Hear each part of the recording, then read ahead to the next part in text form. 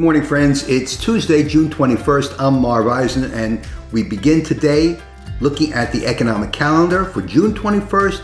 There is going to be an announcement at 10 a.m. of the existing home sales. Other than that, a couple of stories during the middle of the day that are not going to affect the market. So let's move over to the news this morning.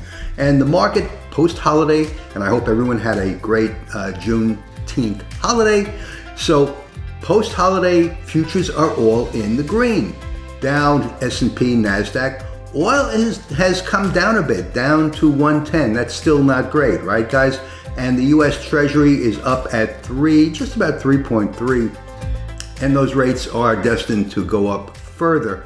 So let's see how the day is going to shake out. Now, to see where we're going today, we have to revisit where we were previously. Now, this is the one-day S&P chart.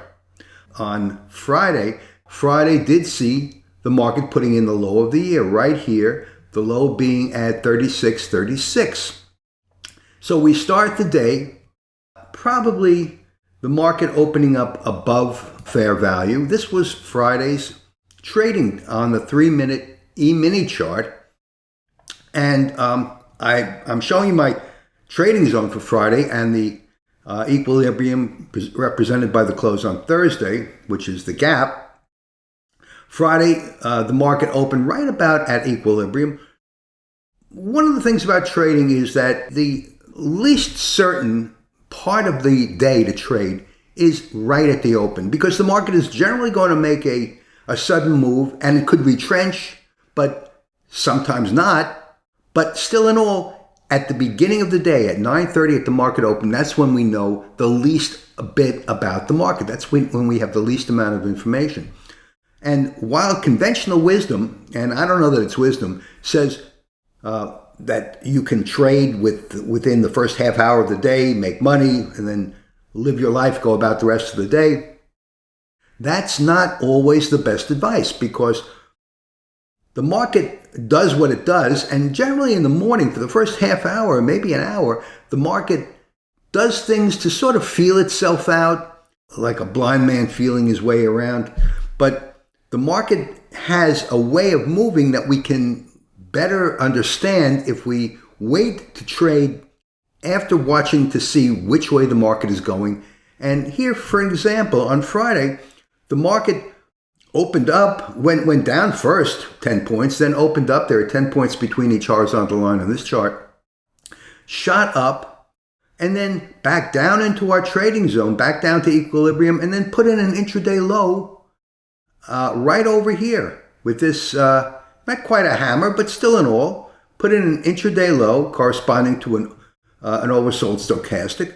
And this would have been a more sure place to put on a trade, right? Because, okay, these two early morning moves, they're significant. But remember, when the market starts moving, we really don't know if the move is going to be a momentum move, if it's going to be sustained, or it's going to reverse. So I'd rather bide my time, wait to see the flavor of the market, which way it's going. Is it doing head fakes one direction and another? Because that gives more information on which to base an intelligent, profitable trade.